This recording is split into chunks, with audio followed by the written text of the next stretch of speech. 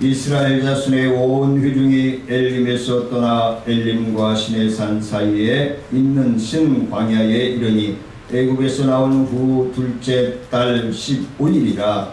이스라엘 자손은 회중에서 그 광야에서 모세와 아론을 원망하여 이스라엘 자손이 그들에게 이르되 우리가 애굽 땅에서 고기 가마 곁에 앉아 있던 때와 떡을 배불리 먹던 때에 여호와의 손에 죽었더라면 좋았을 것을 너희가 이 광야로 우리를 인도해 내어 이 온 회중이 줄여 죽게 하는도다. 그때 여호와께서 모세에게 이르시되 보라 내가 너희를 위하여 하늘에서 음식을 네가 주리니 백성이 나가서 흉할 것을 날마다 거둘 것이라. 그같이 하여 그들의 내 입으로 중에 하나 아니하나 내가 시험하리라. 여섯째 날에는 그들이 그 거둔 것을 준비할지니 날마다 거뒀던 것에 갑절이 되리라. 모세와 아론이 온 이스라엘 자손에게 이르되 저녁이 되면 너희가 여호와께서 너희가 애굽 땅에서 인도여 내심을 알 것이요 아침에는 너희가 여호와의 영광을 보리니 이는 여호와께서 너희가 자기를 향하여 원망함을 들으셨음이라. 우리가 누구이기에 너희가 우리에게 대하여 원망하느냐. 모세가 또 이르되 여호와께서 저녁에는 너희가 고기를 주어 먹으시고 아침에는 떡을 배부르시니 이는 여호와께서 자기를 하며 너희가 원망하는 그 말을 들었습니다. 우리가 누구나 너희 원망을 주례하며 하는 아니요 여호와를 향하여 하는도다. 모세가 또 아론에게 이르되 이스라엘 자손의 온 회중에게 말하기를 여호와께 가까이 나오라. 여호와께서 너희의 원망함을 들으셨느니라 하라. 아론이 이스라엘 자손의 온 회중에서 말하되 그들이 광야를 바라보니 여호와의 영광이 구름석에 나타나더라. 여호와께서 모세에게 말씀하여 이르시되 내가 이스라엘 자손의 원망함을 들었노라. 그들에게 말하여 이르기를 너희가 해질 때에는 고기를 먹고 아침에는 떡으로 배불리니 내가 여호와 너희의 하나님인 줄 알리라 하라 하시니라. 아멘. 찬송합니다.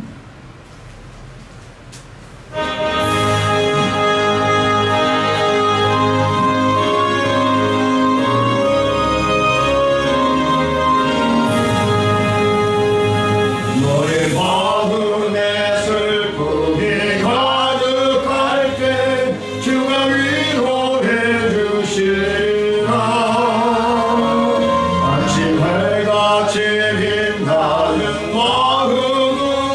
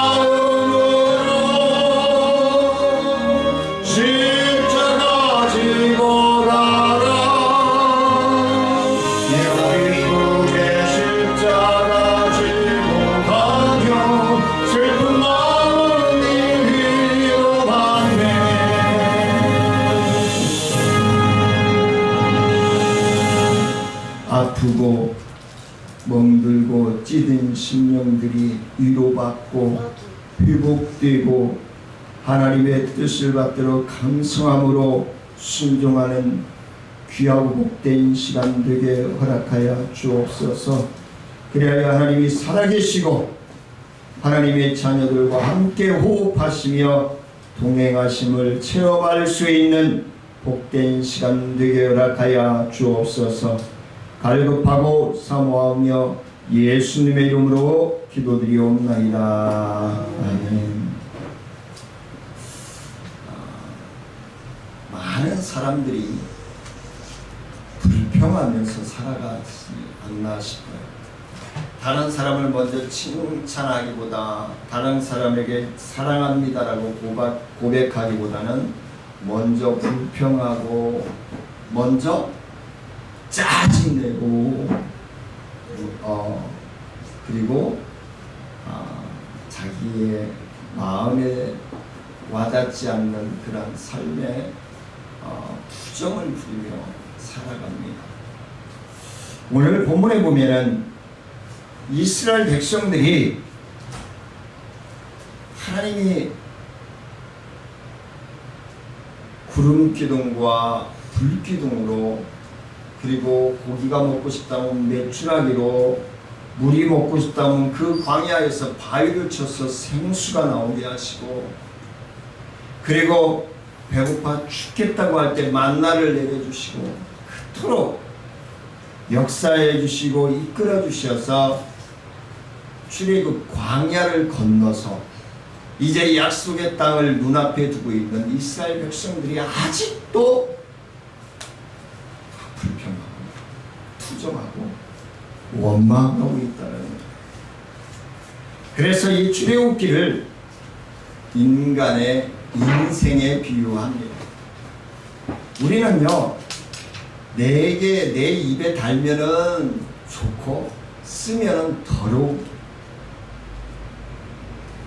정치에서도 그런 말이 나오죠. 내가 하면은 뭐고 남이 하면 그래서 지금 선거를 앞두고 참 쓰레기장 같죠. 쓰레기장. 그 쓰레기장 같은 공방전 가지고 승리해가지고 국회에, 구의회에, 시의회에, 시장이, 지사가 되어지면 뭐 할 거예요? 이미 자기 심령은 더러워질 때는 더러워져. 가정은 풍지박산이 피어있는 그런 정신 가지고 어떻게 구를 이끌어가고 시를 이끌어가고 도를 이끌어가겠어요? 근데 오늘 성경 본문에서 그게 인생이야.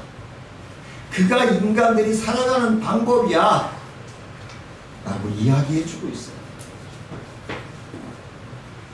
그럼 이 출애굽 사건을 통해서 우리에게 하나님이 보여주시는 것은 왜일까요? 그러지 말고 살아가라. 불평하지 말고 투정하지 말고 질투하지 말고 시기하지 말고 교만하지 말고 감사하며 사랑하며 이해하며 용서하며 살아라.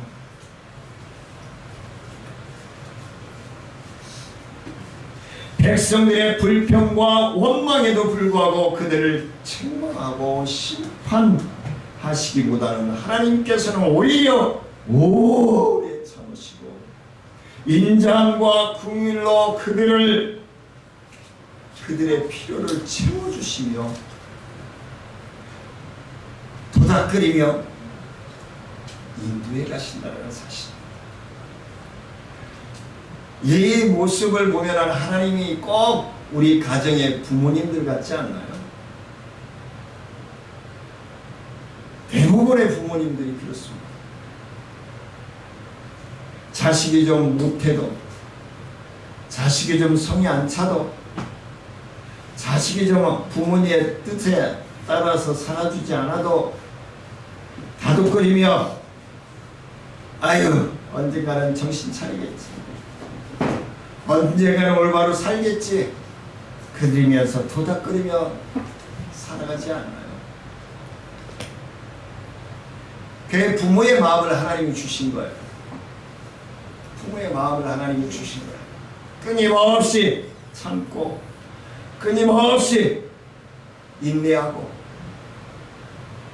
필요한 자녀들이 필요한 것들을 채워주기를 원하시는 하나님, 그 하나님의 참 사랑이 오늘 본문에 기록되어져 있습니다. 그래서 오늘 제목을 하나님께서 정하신 규례, 하나님께서 정하신 법, 하나님께서 세우신 계획, 그 반대로 얘기하면 우리 하나님의 자녀된 자녀들이 살아갈 방법, 우리 하나님의 자녀들이 살아갈 비전, 소망, 이렇게 바라볼 수 있겠죠. 그 첫 번째는 성도는 미래지향적인 삶을 살아가야 한다는 것입니다. 자꾸 뒷걸음치면 안 돼요. 내일을 바라보고 내일을 꿈꾸며 내일의 소망을 가지고 살아가야지, 아유 지난번에도 잘못됐는데 이번에 뭐 한다고 잘 될 거야. 안 돼. 지난번에도 실패했는데 또 실패. 그걸 왜 살아? 지난번의 실패를 딛고 일어설 수 있는 믿음이 필요하고 지혜가 필요함을 말씀해 줍니다. 오늘 본문 2절 3절 말씀에서 이스라엘 백성들은 출애굽한 지 한 달도 지나지 않아 마침내 양식이 떨어지고 말았습니다. 출애굽을 시작하고 한 달도 안 됐는데 양식이 떨어졌어요. 그들의 인도자인 모세와 아론을 향하여 원망하기 시작합니다. 특별히 이들은 모세와 아론을 원망하면서 애굽에서의 그들의 생활이 마치 풍요로운 낙원에서의 생활이 되었던 것처럼 이야기합니다. 근데 이들의 선조나 이들은 400년 동안 믿음의 자유를 갈망하며 눈물을 흘리며 그 고된 노동을 참아내며 견디었던 것을 잊어버린 거예요. 잊어버리고는 애굽에서 좋았던 기억이 살아나고 지금 현재 현실에서의 불평이 싹트기 시작합니다. 원망이 싹트기 시작합니다. 우리 성도님들은 세상을 살아가면서 그런 삶을 오늘 이스라엘 백성들의 백성들처럼 살아가고 있지 않습니까? 하나님이 하라는 대로 하지 않고 내 뜻대로 해놓고는 안 되면 하나님 원망하고 부모님 원망하고 돈 많은 집처럼 돈 걱정 안 하고 펑펑 쓰고 있는 잘못된 사람들을 지칭하면서 원망을 합니다. 이것은 현재 그들이 처해 있던 광야 생활에 대한 노골적인 불만을 정당화시키려는 것에 불과합니다. 그들은 그들이 지금 추억하고 있는 그 땅 애굽에서 단지 굶주림과 고역에 지친 노예들에 불과했음을 잊어버렸습니다. 불과 한 달 만에 잊어버렸습니다. 그들이 그 극심한 고통을 견디다 못해 부르짖었기 때문에 하나님께서 그들을 인도해내신 것입니다.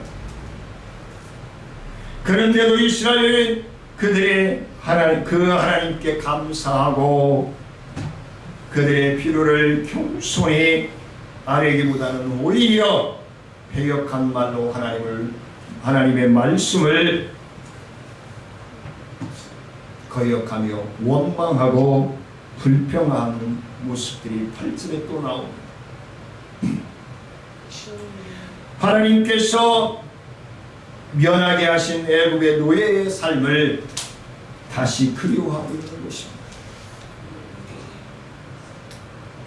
얼마나 불쌍한 것입니까? 이것은 하나님의 은혜에 대한 배신이요 그분의 신실하심에 대한 모독 행위인 것입니다. 하나님에 대한 모독인 거예요. 그들은 하나님의 은혜를 인정하지도 않았고 하나님께서 그들이 이 모든 위기에서 능히 건져내신 신실하신 하나님을 믿지도 않았다는 것을 이야기합니다. 이처럼 믿음이 없는 자들은 항상 과거 지향적일 수밖에 없음을 이야기합니다. 오늘 정치인들도 마찬가지입니다. 과거 지향적이에요. 비전을 바라보지 않습니다. 지난번에 뭐 있었지 않느냐, 지난번에 뭐 하지 않았느냐, 지난번에 뭐 했지 않느냐, 이딴 썩어 자빠질 소리들만 하고 있습니다. 어떻게 지역 경제를 살리고 나라 경제를 살릴 것인지 그거보다는 상대편을 꼬집고 상대편을 허물을 들추기 시작합니다. 그건 하나님이 원하시는 나라가 아님을 우리는 명심해야 합니다. 그들은 하나님께서 자기들을 모든 위기와 환난에서 건져내실 것이라는 확고한 믿음이 없기 때문에 항상 현재와 미래를 비판적으로 바라보는 것입니다. 우리 또한 그럴 것입니다. 하나님이 나의 인생을 책임져 주실 거야. 하나님이 나를 인도해 가시는 대로 내가 순종한다면 하나님은 나를 복되게 사용하실 거야. 나를 축복하실 거야. 우리 가정을 축복하실 거야. 이 나라 민족을 축복하실 거야. 확신하고 믿고 나아간다면 우리에게는 쨍하고 해뜰 날이 돌아올 것입니다. 하지만 우리가 좌절하고 송대관 집사가 미국에 가서 다 실패하고 미국에 가서 길거리에서 액세서리 장사를 하면서 예수님을 영접하고 거기서 하나님을 만나고 그 길거리 자판 장사를 하면서 꿈을 꾸기 시작합니다. 그러면서 14년 만에 돌아와서 쨍하고 해뜰 날을 히트시킵니다. 물론 그동안에 많은 사건도 있었고 그렇지만 그 사건들을 통해서 송대관 집사가 얼마나 성숙해졌는지 모릅니다. 우리들은 연단을 통해서 점점 숙성되어져가고 단단해져가는 믿음의 반석 위에 세움받을 수 있는 것. 그러므로 과거에만 집착하는 것은 곧 불신앙의 표임을 우리는 명심해야 할 것입니다. 진정한 믿음이 있는 사람들은 아무리 큰 시련이 닥쳐와도 결코 과거에 집착하지 않는다는 것입니다.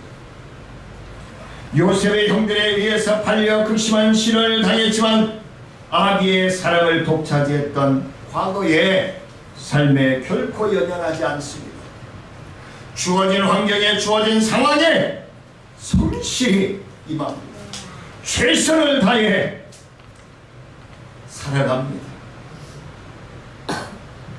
그래서 그 결과 애국의 총리 대신이 될 수 있었고 온 가족이 근동의 지방에 임한 극심한 가뭄에도 그 가족들을 살려낼 수 있었다는 것입니다. 그래서 그 민족이 400년 후에 2만 명가량이 되었습니다. 그때 가뭄을 피해서 애국 총리 대신이 되었던 요셉이 불러들여서 이주하게 된 계기가 되어졌습니다. 그리고 400년 후에 2만 명이 인구로 증가하게 된 것입니다. 그런데 그들은 요셉의 신앙은 그럼 완전히 겉신앙에 불과했음을 말합니다. 그것은 하나님께서 당신의 약속을 지키시며 자신의 모든 위기와 환난에서 건져 주실 분임을 믿어야 했습니다. 우리 성도님들은 다 이러한 미래지향적인 삶을 살아가야 합니다. 우리는 비록 현실이 고통스럽다 할지라도 하나님께서 우리를 그 고통에서 건져주시고 복되게 하실 것임을 믿어 의심치 아니하시기를 간절히 소원합니다. 그것이 믿음이에요. 두 번째는 하나님은 자기 백성의 필요를 채워주시는 분이라는 사실입니다. 우리는 미래지향적인 꿈을 꿔야 되고 그 꿈 가운데 하나님의 백성들, 하나님의 자녀들의 필요를 채워주시는. 근데 자녀들의 입장에서는 어떻습니까? 왜 지금 당장 안 주는 거냐고, 왜 지금 당장 채워주시지 않느냐라고 이야기합니다. 기무리가 그러죠. 뭐 하나 꽂히면 당장 들어줘야 돼. 안 들어주면 와서 끌고 가. 당장 해줘야 돼. 근데 아빠의 생각에서는 아니야, 좀 더 있다 해도 돼. 너는 이거보다는 다른 걸 먼저 해야 돼. 그런데 쟤는 한번 꽂히면은 이루어야 돼. 아이스크림 한번 먹어야 되면은 먹고 말아야 돼. 먹을 때까지 귀찮게, 먹을 때까지 힘들게. 그건 아닌 거예요. 왜? 기무리가 이에 지금 충치가 있잖아요. 충치가 하나 쏟고 있는데 그 아이스크림을 먹고 치카를 안 하면은 더 썩어요. 더 많이 썩어가요. 그렇기 때문에 아이스크림을 하루에 하나씩만 먹으라는 거예요. 근데 쟤는 하루에 3개도 좋고 6개도 좋고 7개도 좋고. 바로 그게 하나님의 마음입니다. 그게 부모의 마음입니다. 오늘 본문 4절 말씀해 보니까 하나님께서는 양식으로 인한 이스라엘 백성들의 원망을 들으시고 뭐라고 말씀하셔요? 내가 너희를 위하여 하늘에서 양식을 비같이 내리니 백성이 나가서 일용할 것을 날마다 거둘 것이다. 하루에 먹을 것만큼만 거두라는 거예요. 근데 하나님을 믿지 못하는 백성들이 어떻게 해요? 하루에 먹을 것만 거두는 게 아니라 이틀 먹을 것을 거둔 거예요. 그러면 다른 사람이 뭐예요? 하루 먹을 것을 못 가져가는 거예요. 왜? 하나님은 2만 명이면 2만 명 먹을 것을 다 내려주셨는데 엉뚱한 사람이 2배로 가져가 버리면 어떻게 돼요? 못 먹는 사람이 나온다는 거예요. 근데 걷어가면 뭐해? 그 밤이 지나기 전에 물이 돼서 녹아버리는 거예요. 하나님은 그렇게 철저하신 분이에요. 내가 욕심을 부리는 것이지 하나님이 욕심을 부리거나 하나님이 부족함으로 주시는 분은 아니라는 사실입니다. 하나님은 필요 적절한 시기에 필요한 양을 주시는 분이 바로 하나님이십니다. 엿새째 되는 날은 어떻게 해요? 5일 동안은 하루 먹을 것만 주셨어요. 그리고 이틀 걸 모아놓은 사람은 밤이 되자 한밤중이 되자 녹아서 없어져 버렸어요. 근데 6일째 되는 날은 이틀 걸 주셨어요. 왜? 안식일을 지켜야 됩니다. 지금으로 얘기하면 주일을 지켜야 됩니다. 그래서 우리 청년 때는요, 청년 때까지만 해도 주일날 뭘 사먹지를 못했어요. 목사님한테 벌 받는지 알았어요.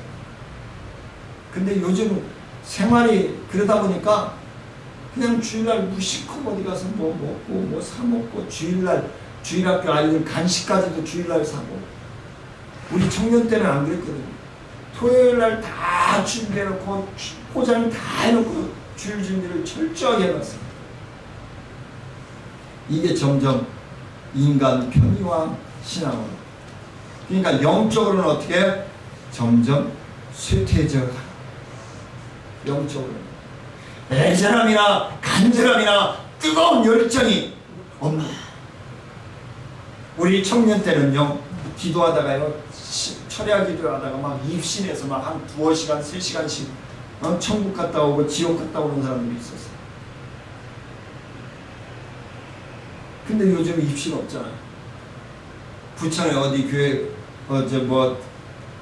큰 교회라고 얘기하는데, 거기 가서 목사님이 안수했는데 방언 안 하면 가짜 신자라고. 목사님이 이렇게 밀어서 했는데 쓰러지지 않으면 믿음이 없다고. 이런 거짓부랭이들이 어디 있습니까? 하나님은 중심을 보시는 분이에요. 목사라고 해서 하나님이 무조건 축복해 주시는 게 아니고요, 성도라고 해서 하나님이 무조건 축복 안 하시는 게 아니에요. 하나님 나라에서는 목사나 장로나 집사나 성도들이나 이제 막 예수 믿기 시작한 사람이나 차이가 없어요. 똑같이 자녀인 거예요. 똑같이. 우리 민병양 어르신은 아마 느낄 거예요. 자식은요, 똑같이 다 사랑하는 거예요. 때로는 미운 자식도 있고 속썩이는 자식도 있고 그렇지만, 옛 어른들이 말하잖아요. 10손가락 깨물어서 안 아픈 손가락 어디 있어요? 다 아픈 거예요. 근데 자식들은 그렇게 생각을 안 해요. 차별한다고 생각해요. 우리 성도들도 하나님이 어느 집사는 뭐 하는 것마다 잘 되는데 왜 나는 하는 것마다 안 되냐고 투정거리고 원망하고, 지금 이스라엘 백성들처럼. 그게 다 헛된 거예요. 그건 뭐예요? 내가 믿음이 없는 거예요. 내가 믿음이 없는 거예요. 하나님께서는 이미 그들의 양식을 통해서 밀가루와 반죽이 떨어져 간다는 사실을 이미 알고 계셨어요. 애국에서 이끌어내신 하나님이 그걸 모르시겠어요? 이미 한 달여 동안 출애굽하면서 체험했잖아요. 아까 서론에서 말씀드린 것처럼. 낮에는 사막이니까 구름 기둥으로 2만 명을 가려요. 한번 요즘 우리 지역에 보면 그늘막이라고 하는 거 있잖아요. 그늘막. 그걸 몇 덩어리를 해야 2만 명을 덮을까요? 하명석 집사님. 생각을 해보세요. 믿는 거. 2만 명을 구름 기둥이 그 태양을 가려서 2만 명을 그늘 삼아 주시는 거예요. 열사병이 걸리지 않도록. 밤에는 또 사막이 얼마나 추워요. 날짐승들 많고. 그러니까 밤에는 또 낮에 구름 기둥처럼 불 기둥을 세워서 이스라엘 백성들이 얼어 죽지 않고 저체온으로 쓰러지지 않도록 보호해 주십니다.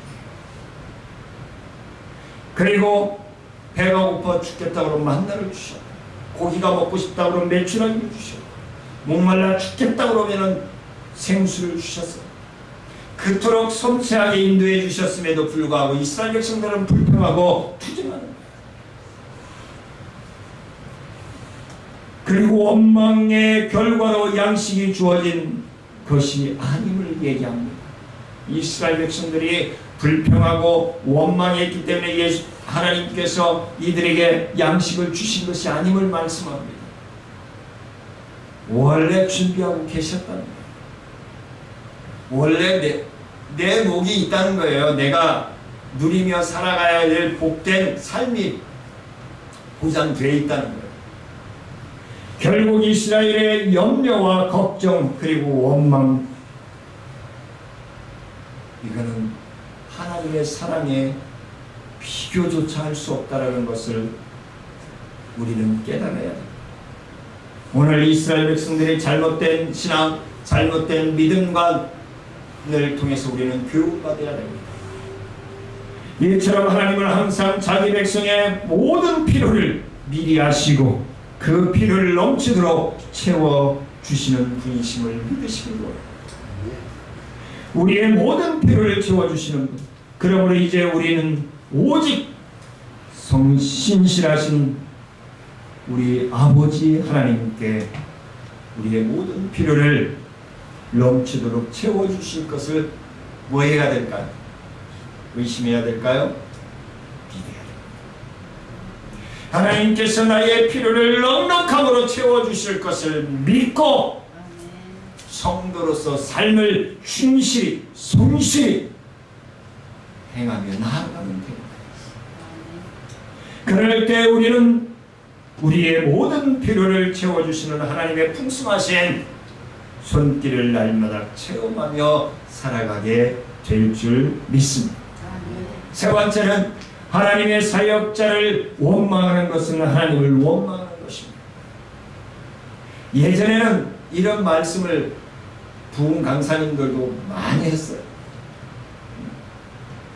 교회에 분쟁이 일어나고 시기하고 질투가 일어나면은 부흥회를 담임 목사님이 하면은 부흥 강사님들 이런 설교를 많이 했어요. 저는 그냥 하나님의 말씀에 따라서 합니다. 하나님께서 기름 부어 세워주신 주의 종들을 원망하지 마십시오. 그것은 하나님을 원망하는 것임을 말씀합니다. 8절 말씀에서 모세는 자신과 아론을 원망하고 있는 이스라엘 백성들에게 그들의 원망이 자신과 아론을 향하여 함이 아니라 여호와를 향하여 함이라고 말씀을 하고 있습니다. 8절에서 이는 자신들이 바로 하나님께서 세우신 하나님의 능력과 공의를 감당하고 있는 대리자라는 사실을 다시 한번 상기시키고 있는 것입니다. 사역자는 하나님께서 세우신 하나님의 대리자임을 말씀해주고 있습니다.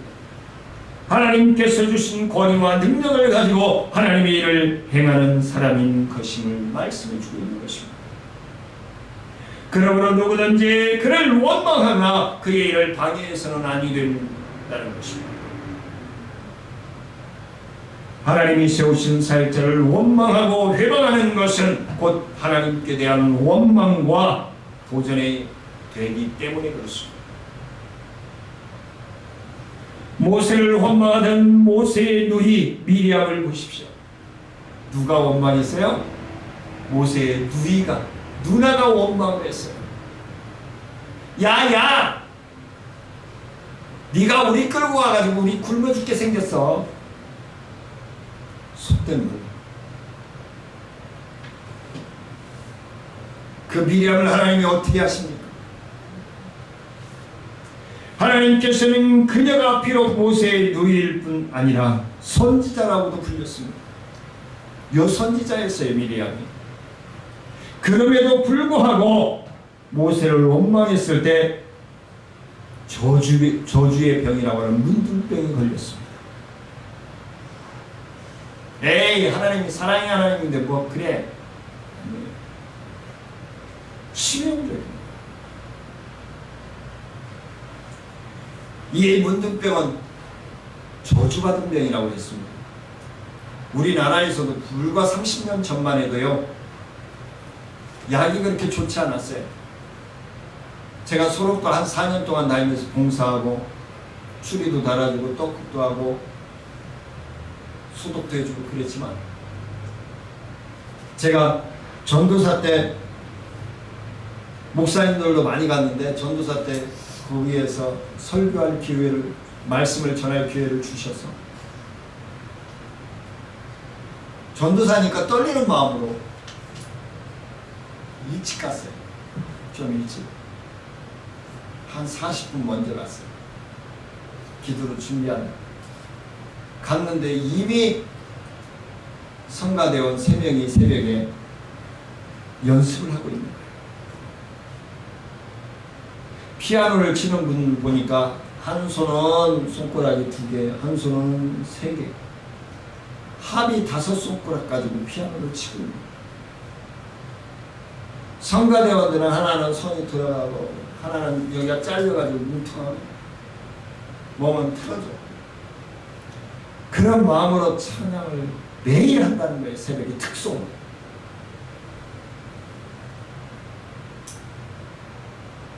그리고 반주자는 우리 일반인들이 걸어서 교회를 가려면 한 시간 정도 되는데 그분은 거동이 불편하기 때문에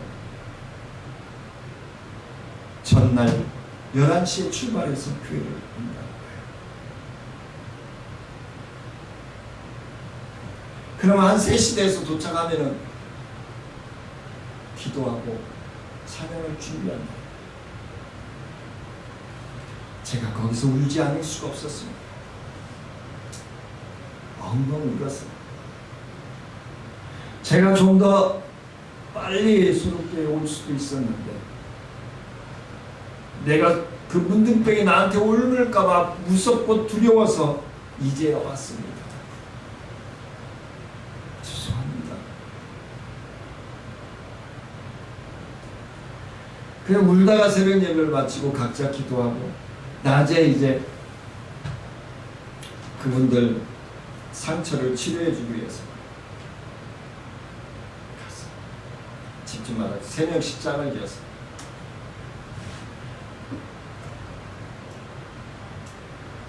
복숭아뼈 밑에가 골마 있어서 알코올 솜에 가산화수소를 잔뜩 묻혀서 이렇게 해가지고 딱 닦았더니 이만한 고름덩어리가 씻겨져 올라. 아픈지도 모르면 살아요. 그 사람.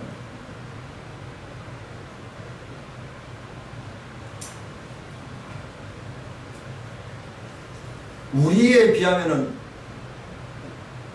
아주 인간 같지 않은 삶이잖아요.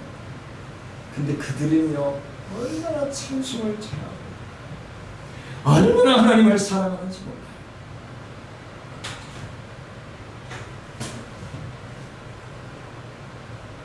저는 그분들 이름도 몰라요. 내가 말씀을 전했던 교회 이름도 몰라요. 저는. 근데 제가 목사 안수를 받고 10몇 년이 12, 13년이 지났는데 갑자기 연락이 왔어요. 섬나앱을 통해서. 김성건 전도사님이시죠? 아니 저를 어떻게 하세요? 제가 소록도 하모니카 합주단에서 봉사하게 됐는데 서울에 공연하러 왔는데요. 전도사님을 아직도 잊지 않고 기도하고 있습니다. 12, 3년이 지났는데 그분들은요 기억력이 좋아가지고요, 문둥병 환자들이요, 나병 환자들이 기억력이 좋아가지고요, 한번 들은 이름은 한번 자기들이 기억해야 되겠다고 생각하는 건 죽을 때까지 안 잊어먹는 거예요.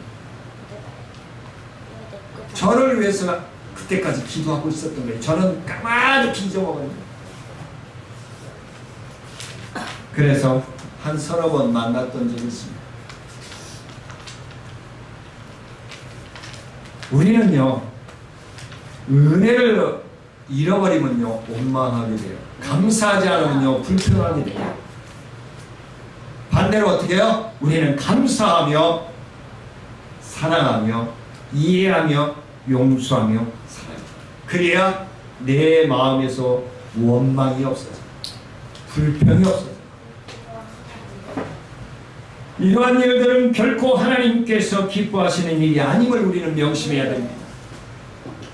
하나님께서는 결코 그와 같은 잘못을 용납하시지 않으신다는 사실을 우리는 명심해야 합니다. 우리 사역자를 두려워할 줄 아는 자들이 되어야 합니다. 사역자를 하나님의 대리자요 그의 보내신 사자로 인정하고 그의 뜻에 순종하는 자들이 저와 여러분들은 되어야 될 것입니다. 그것이 바로 성경의 가르침이고 하나님의 가르침입니다. 마지막으로 네 번째는 성도는 일상 속에서 주어지는 은혜를 감사해야 합니다. 하루하루 감사해야 합니다. 아파도 감사해야 되고 고통스러워도 감사해야 됩니다. 12절 말씀해 보니까 하나님께서 이스라엘 백성들이 당신이 내려주신 메추라기와 만나로 인해 배부르며 이스라엘 백성들이 당신을 그들의 하나님으로 알게 될 것이라고 말씀하고 있습니다. 이스라엘 백성들이 친히 고기와 떡을 내리셔서 먹여주시는 하나님의 손길을 날마다 체험하면서 하나님께서 자신들의 하나님이 되신다는 사실을 깨닫게 될 것이다라고 말합니다. 그래서 일주일이면 갈 수 있는 거리를 40년 동안 하나님이 돌리십니다. 그걸 깨닫고 그걸 연단이라고 표현할 수도 있겠죠. 우리로 치면 우리의 신앙이 더욱더 성숙되고 더욱더 반석 위에 세움바 받을 수 있는 심령들이 되게 하시기 위해서 우리를 연단하시고 돌리십니다. 그들은 만나가 매일 내리는 것을 보며 하나님께서 살아계시름을 날마다 체험합니다. 확인합니다. 그리고 감사했던 것이 아니라 오히려 불평하고 투정했습니다. 말씀을 맺으려고 합니다.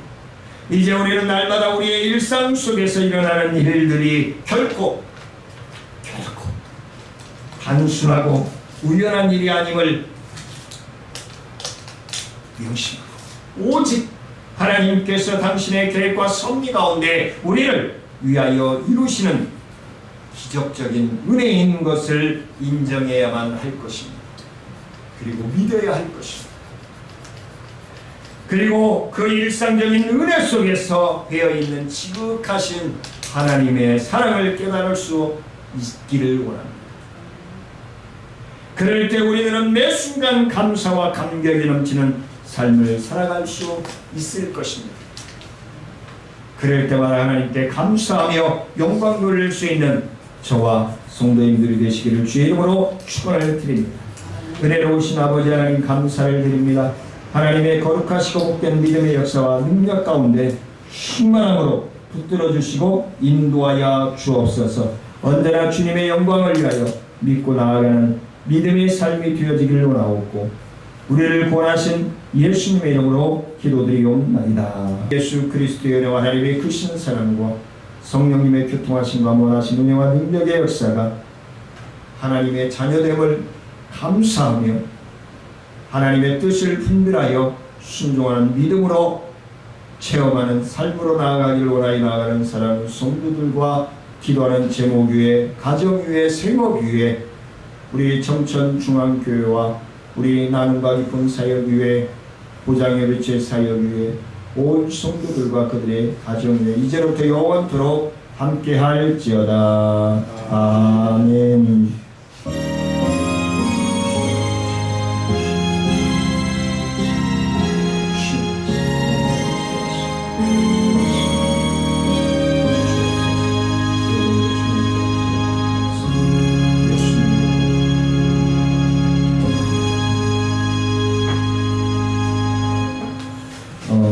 주보 광고들 보셨는지 모르겠지만